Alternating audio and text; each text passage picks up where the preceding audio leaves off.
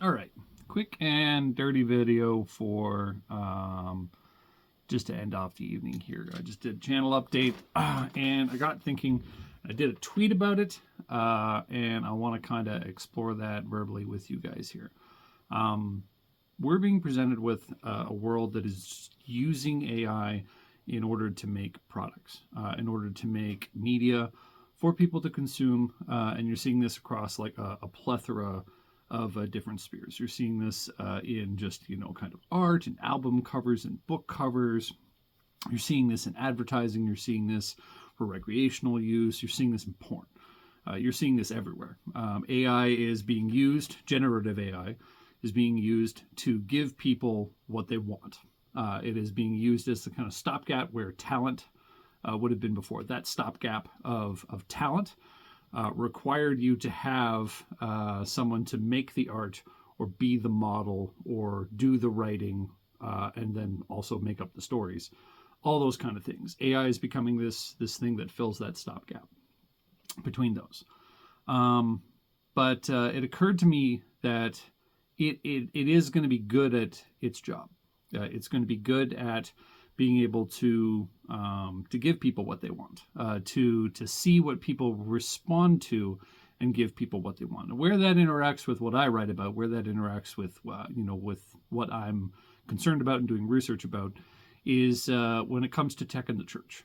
We have already turned our worship services in kind of modern evangelicism to the kind of mega church, blacked out screen sensory deprivation model.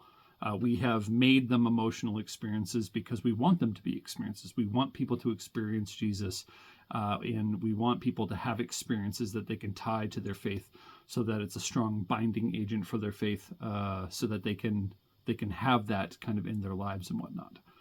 And what we're going to do, if we're not careful, is we're going to use AI like a tool, the same way we use light boards and iPads on stage instead of music stands and microphones and LED lights. We're going to use it as one more tool in our toolbox of technology to be able to meet that end of giving people these experiences.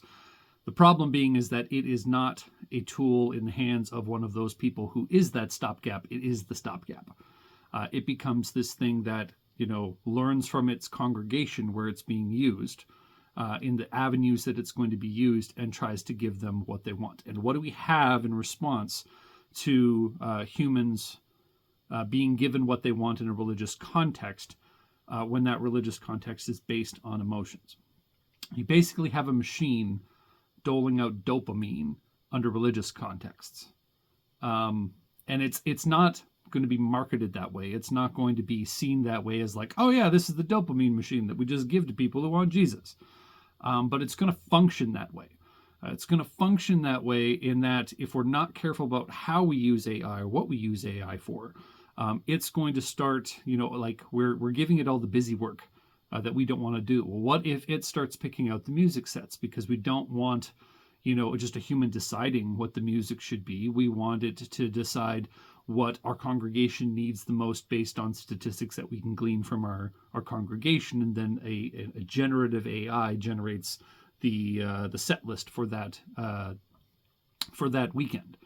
What you get then is a machine that's trying to make this group of people, this congregation, emotionally invested via the tools that it has at its disposal, which will be, songs and lights and music and that kind of stuff.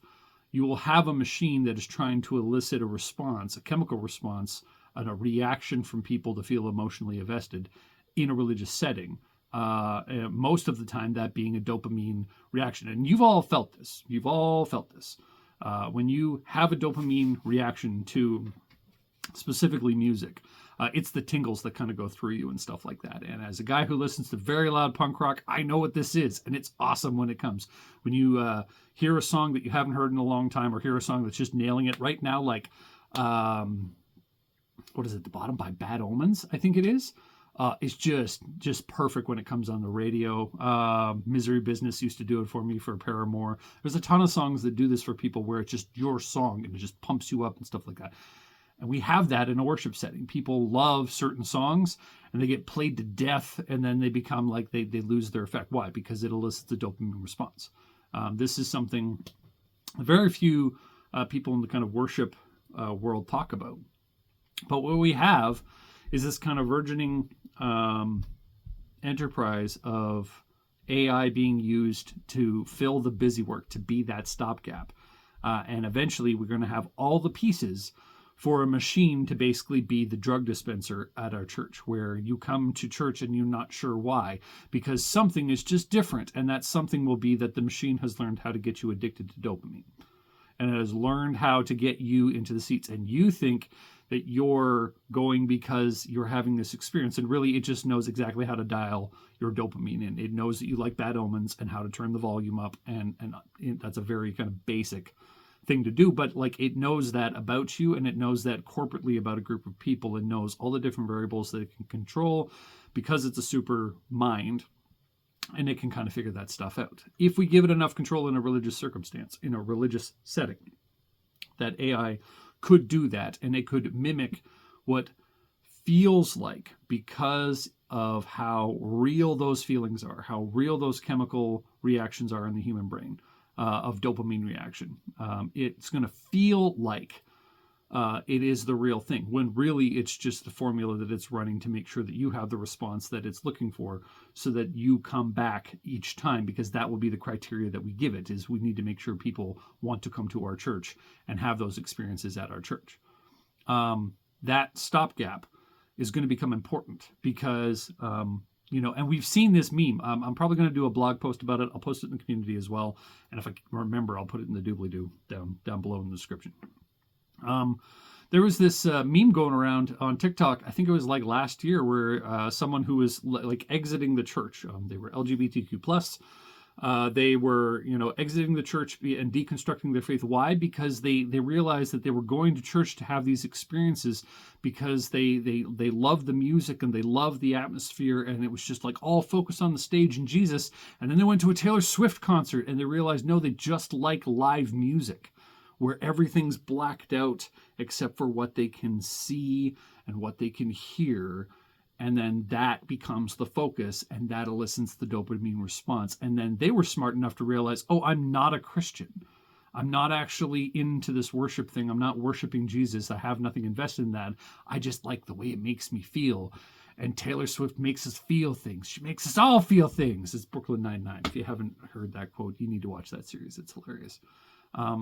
That's where a avenue where this can go. If we don't have a theology of tech, if we don't have a theology of what you can use, what you can't use, and what literally becomes an idol when we place it in a religious setting, and what exploring what this is going to be, what the use of AI in a religious setting is going to be, what that's going to do is show us that we have tons of idols that are in our religious experiences that we only have because we thought they were pragmatic, and they're not pragmatic. They are used so that people have experiences based on their use, not because of a truth in the gospel, not because of a truth of who God is, not because of a truth of what the Christian life is supposed to be. No theological relevance, just pragmatic ends. But it's dressed up like church. And the reason that we didn't notice it is because it made us feel good. It hit that dopamine, circuit in our brains and made us feel good. And I just see this coming, and all the kind of pieces kind of fell together. And I was like, yeah, this makes total sense. And so I hope I'm wrong. I really do. Because when it starts to happen, it'll be this kind of unstoppable thing, because you won't be able to argue with it with people who value the emotional response as much as they do that they are getting from it. You won't be able to argue that this is wrong because it will feel right. You will be able to only argue with it philosophically and theologically. And from a logical standpoint, that actually we're not doing the things that are required of us for worship. What we're doing is, using these objects in order to get a feeling that we're going to ascribe to religious devotion. It's not actually going to be religious devotion. It's a scary thought. It's a scary thought to think about kind of where that comes from. But it's something that kind of gets me thinking behind the scenes when things connect like this. The best word for it is consilience. Consilience is where these kind of interrelating fields kind of line up. I mean, where else are you going to get, Taylor Swift and worship and robots and theology? They're not all going to collide in a lot of places, but they are going to collide in our time, I think, and it's going to be important. So just some food to think about, some food for thought. Where are the robots going to get involved with worship, and what is that going to look like, and what is it going to do to worship? Is it going to be this, essentially an electronic drug dealer for worship, for the worship drug, so that we can get our dopamine fix at services that play the right music and have the right lights and have the right AI orchestrating it all? That stopgap is going to be important. So hope you guys have a chance to think about that. Check out my other work below, and we will talk to you guys soon. Later.